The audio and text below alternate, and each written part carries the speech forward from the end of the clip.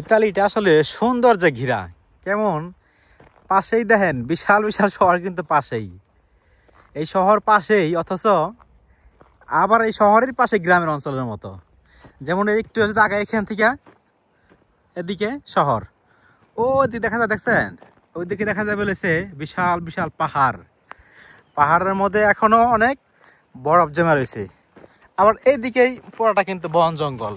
ইতিহাস না জীবনটা। আল্লাহর দুনিয়া আসলে অনেক সুন্দর, যা বলার মতো না, বলার বাহিরে। আল্লাহর সৃষ্টি খুবই সুন্দর।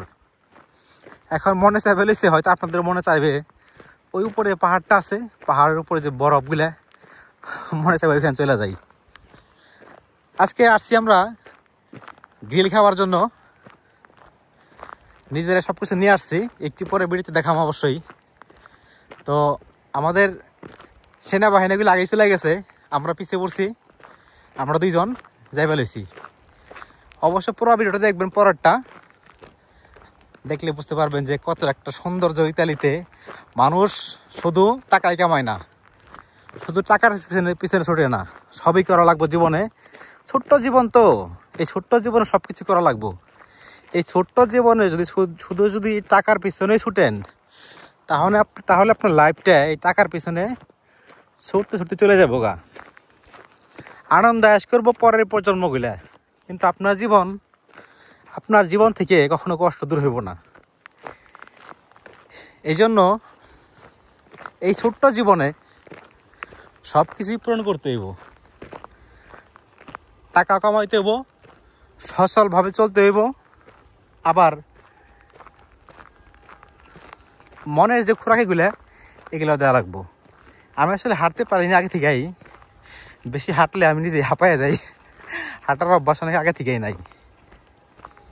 গরিবের ঘরে সন্তান হইলেও হাঁটার অভ্যাস নাই, তো তারপর হাঁটতেছি আলহামদুলিল্লাহ। হাঁটা অনেক শরীরের জন্য উত্তম।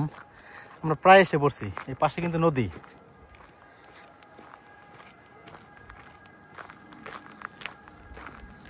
আল্লাহর দুনিয়াতে আমরা অনেক সৌন্দর্য জিনিস আছে, এখনো দেখা হয় নাই। তো এগুলা দেখতে দেখতে আমাদের যতটুকু হায়াত নিয়ে আসছি দুনিয়াতে, ততটুকু হায়াতে হয়তো চলবে না, এর আগে যাওয়া লাগবে উপরের ডাকে।